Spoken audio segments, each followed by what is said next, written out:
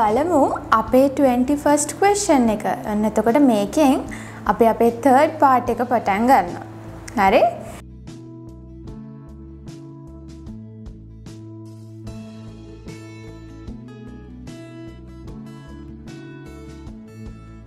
මුලින්ම අපිට කියනවා create a digital circuit diagram and the truth table for the boolean expression given below.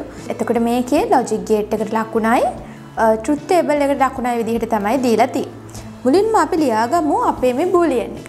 Q equals to A, right, dot A plus B not.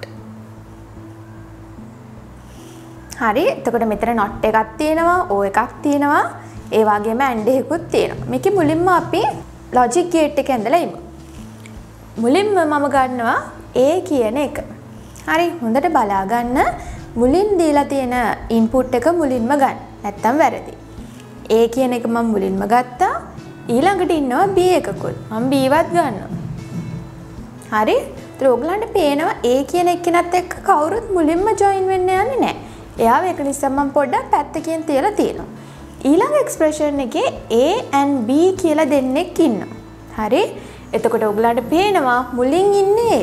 හරි? එහෙනම් මම මේ A කියන එකෙන්ම පල්ලෙහාට කනෙක්ෂන් එකක් මේ විදිහට අරගන්න. හරි? A and B කියන එකේනම් මුලින්ම join වෙලා තිනවා පුතා O එකකින්. හරි? ඒතර ඔයගලන් දන්නවා O කියන්නේ මෙන්න මේ symbol එක. හරි?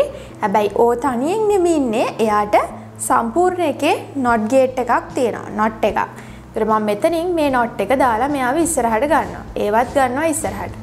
දැන් ඔයාලට පේනවා මෙන්න මේ දෙන්න join වෙලා ඉන්නවා මෙතන හැංගිලා ඉන්න and එකේ. එහෙනම් දැන් මේ and එක දාගන්න. finally මේක Q වලට equal කරන්න පුළුවන්. ඒතර ගොඩක් දරුවෝ කරලා තිබ්බා. A ඇඳලා B ඇඳලා ඊට පස්සේ A එක යටින් අරන් ගිහිල්ලා A එක. එහෙම කරන්නේ නැහැ. දීලා තියෙන පිළිවෙලට දැන් මෙතන B මුලින් දීලා නැහැනේ. A නේ මුලින් දීලා තියෙන්නේ නේද? එහෙනම් A මුලින්ම අරගෙන ඊළඟට B එකට යන්න. එතකොට මේ පාර ගොඩක් වෙලාවට ස්කූල්ස් වල පේපර් එක ස්ට්‍රික්ට්ලි බලයි. මේගොල්ලන්ගේ ෆයිනල් එක්සෑම් එක නිසා. හරි? ඒක නිසා හරි විදිහට කරොත් සම්පූර්ණ ලකුණු අරගන්න පුළුවන්.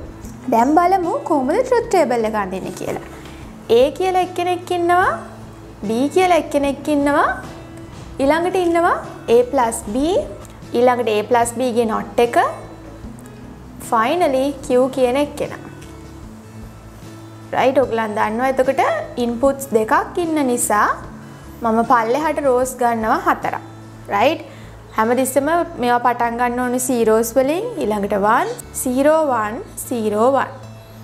A plus B කියන්නේ මේ දෙන්නගේ එකතුව. බිඳුවයි 1යි 1යි 1. හරි? ඊළඟට එහා පැත්තේ ඉන්නවා A plus B ගේ not එක. එයාගේ opposite එක. එහෙනම් 1යි බිඳුවයි බිඳුවයි බිඳුව. right? Q කියන්නේ දරුවනේ මේ දෙන්නගේ and එක, multiplication එක. 0 into 1 කියන්නේ 0. එහෙනම් මේක තමයි අපේ final truth table එක වෙන්නේ. එතකොට මේ දෙකම හරියට කරලා තිබ්බනම් විතරයි ලකුණු දෙකම ගන්න පුළුවන්. හරි?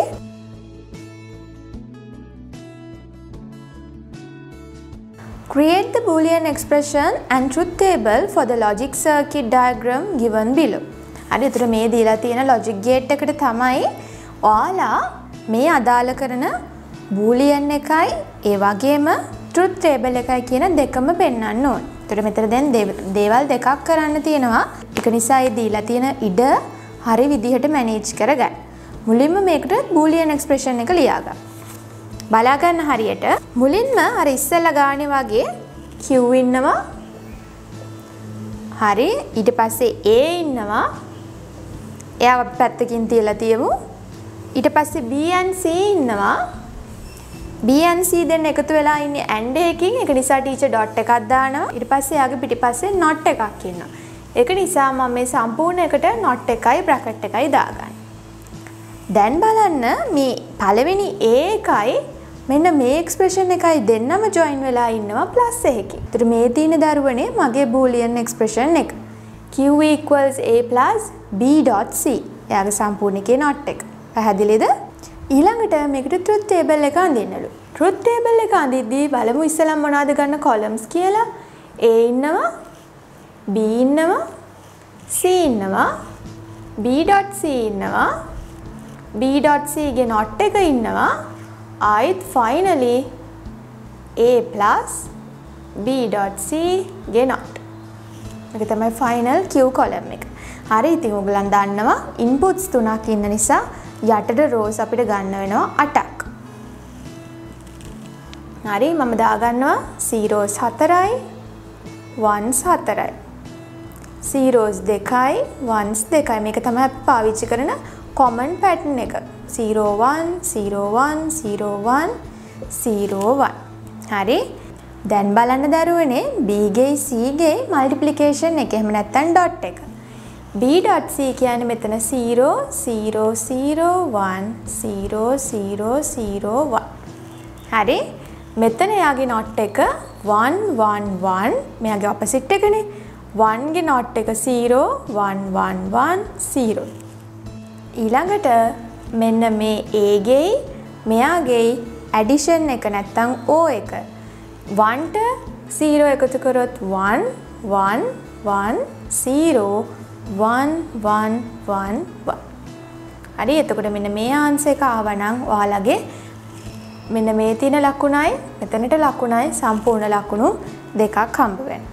හරි මම හිතනවා ඒක ඔයගලන්ට හොඳටම පැහැදිලි වෙන්නේ නැති කියලා. ඇත්තට මේ වගේ ගානක් හදන්න දක්ෂයෙක් වෙලා බෑ. අති දක්ෂයෙක් වෙන්න වෙනවා. මොකද මේ ගාන ඔයගලන්ට පේනවා හොඳ හැක් තියෙන්න ඕනේ ගානට කම්පෙයාර් කරලා වැලියු එක ගන්න. හරි එක තැනක් වරදුනොත් ඒ ලකුණු දෙකක් නැති වෙලා යනවා. පැහැදිලිද? හරි. ඊළඟට බලන්න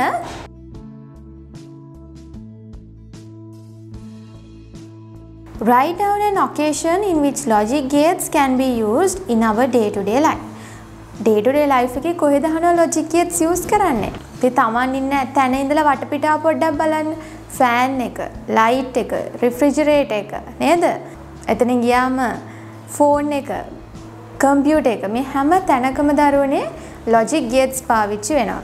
ඉතින් ඔය වගේ එක incident එකක් ලිව්වා නම් 2 marks හම්බ වෙනවා. ඊළඟ එකට යන්න.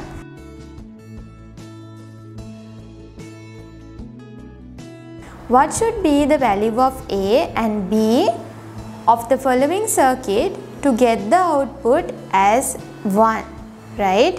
ඉතින් මෙතන තියෙන value එක 1 කියලා ගන්න A ගේ B ගේ values මොනවාද කියලා තමයි අහන්නේ. අපි බලමු.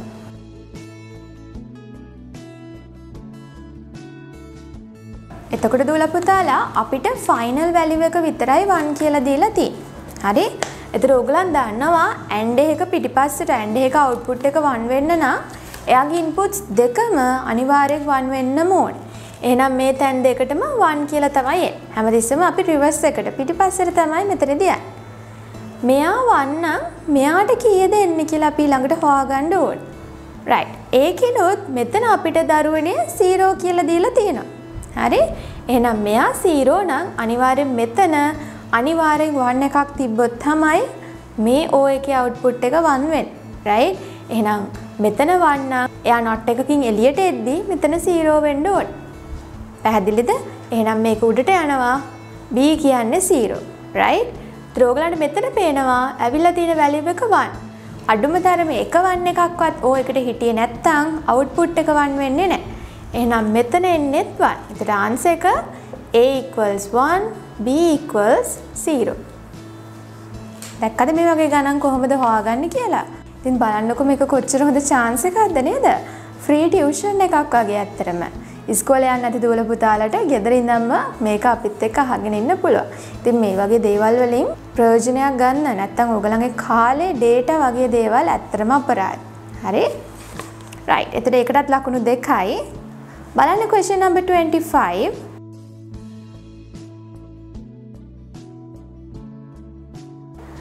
There are two main types of software as blank and blank. Softwares ජාති පුතේ දෙකයි තියෙන්නේ. එකක් system software අනිත් එක application software. එතකොට පළවෙනි answer එක system software වෙන්න ඕනේ ළඟ එක application software කියලා දාන්න පුළුවන්. ඊට පස්සේ කියනවා the type of software that manages other software and hardware installed on the computer and allows the user to use the computer is blank. hardware, software, user ඒ වගේ දේවල් control වෙන්නේ operating system එකකින් විතරයි. එතකොට third blank එකට operating system කියලා ගන්න පුළුවන්. එතකොට පළවෙනි blanks දෙකට half half 1 හම්බ වෙනවා. operating system කියන answer එකට තනි ලකුණක් හම්බ වෙනවා. Totally 2 marks. ඊළඟට question number 26.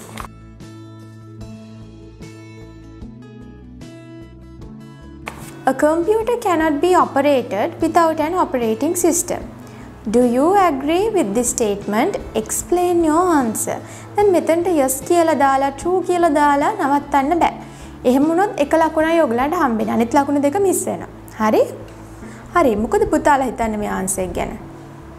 ඔයගොල්ලෝ හිතන්නේ මේක හරිද නැත්නම් වැරදිද? ඔව් මේ answer එක හරි. නේද? operating system එකක් නැතුව computer එකක් අපිට run කරන්න බෑ. මොකද ඔයගලන් දන්නවා computer එකේ operating system එක තමයි ඉන්න හැම peripheral device එකක්ම control කරන්නේ. නේද? ඒකට අපි ඉගෙන ගත්ත process 6ක්. ඒ 6 කරන්න නම් operating system එක ඉන්නම ඕනේ. ඒ වගේම computer එකේ interface එක control කරන්නේ operating system එක. right? ඒක නිසා ඔය main task දෙක කරන්න operating system එක නැතුවම බෑ. හරි. ඒකට answer එකක් හැමතිස්සෙම 1 mark වලට හරියන්න sentence දෙකකින්වත් හොඳට explain කරොත් අපි full marks දෙනවා. Question number 27 බලන්නකෝ.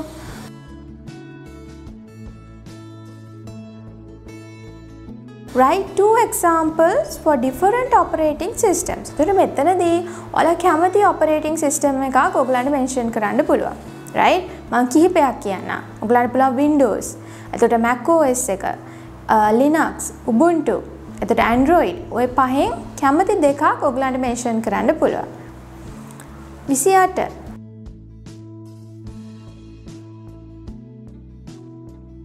Operating systems can be classified according to their functionality in 4 ways. Write 2 of. එතකොට අපි දන්නවා operating systems functions අනුව කොටස් 4යි. Single user operating systems, multi-user operating systems, multitasking operating systems, real-time operating systems. හරි? ඕකේ දෙකක් ලියලා examples අහනවා. Single user නම් පුතාලට පුළුවන් MS-DOS කියන example එක දෙන්න. right? ඒ වගේම ඔයගලන් multi user කිව්වොත් ඔයගලන්ට පුළුවන් Linux, ඒ වගේම Windows Server operating system එක දෙන්න. Multitasking කිව්වොත් Windows 7, Windows 8, Android වගේ operating systems දෙන්න පුළුවන්. Real time දුනුතින් ඔයගලන්ට පුළුවන් ATM එකක වගේ අපි use කරන operating system එකක් example එකකට දෙන්න. හරි? right. එතකොට ඕකේ examples උත් mention කරා නම් ලකුණු දෙකක් හම්බ වෙනවා. 29.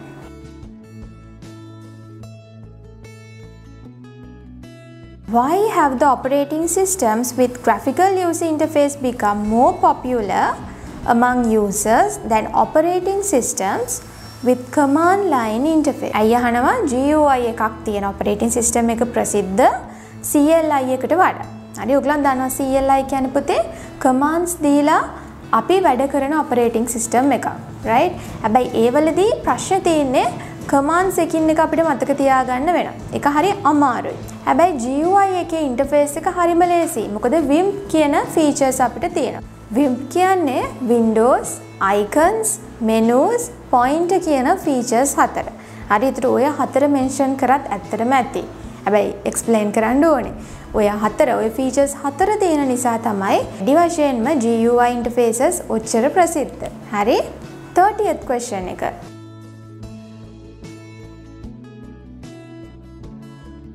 Write down 2 utility programs that can be found in an operating system. ඔයගලන්ට මතක ඇති textbook එකේ ලොකු list එකක්ම තිබ්බා නේද?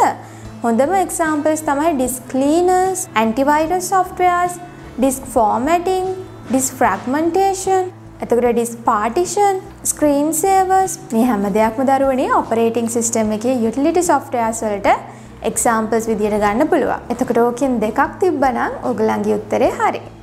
ඉතින් මේ වගේම තවත් වැදගත් වීඩියෝ එකක් අරගෙන ඊළඟ දවසෙත් අපි හම්බෙමු. ඉතින් එතකන් දුවලා පුතාලා හැමෝටම සුබ දවසක්.